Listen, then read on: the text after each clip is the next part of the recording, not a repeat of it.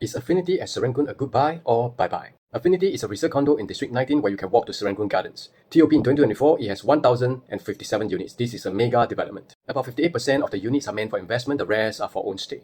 The average transactions for 3-bedders are about 1,009-ish PSF. A few months back, I recommended this development to a few clients. It was at 1,007 to 1,008 PSF. Those who took action had already made a paper gain of 150 PSF gross profit within a few months. Those who didn't, the opportunity is lost, and now it is 1,009-ish PSF. For the past 5 years, there was some decent growth. There were about 30% who just broke even, but the rest make some decent net profit.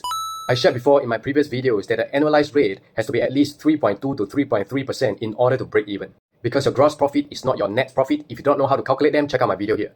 Affinity has both good and bad layouts. So if you want to buy Affinity, make sure that you get the right layout.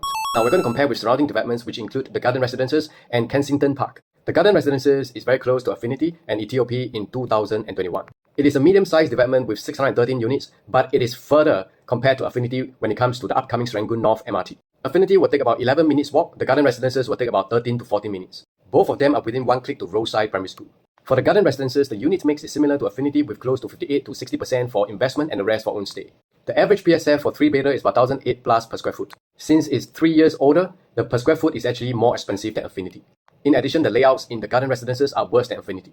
For the past 5 years, while there was some growth, it wasn't really significant. Next, we have Kensington Park, and this has been 35 years old even though it's a freehold development. There are only 3 and 4 bedders in this development. For a 35 years old condo, I would say that the PSF and an average of 1,005 to 1,006 PSF is considered high in this area. As the quantum is most likely above 2 million, you might want to reconsider if you want to purchase this development, as shared in my video here.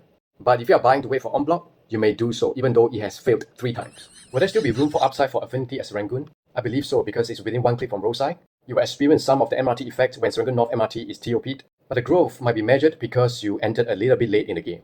For Affinity, your layout is very important because you have a very strong competitor, 100 Palms Residences. It has many good layouts and is nearer to the MRT than Affinity. However, if you intend to stay for a longer period without breaking your bank, I would recommend you to look into the north because there are a lot of transformations coming in. It is seen as an underdog, but it's a top 5 districts as shared in my previous video. If you have more questions, you can ask a different kind of agent. I will see you in the next video.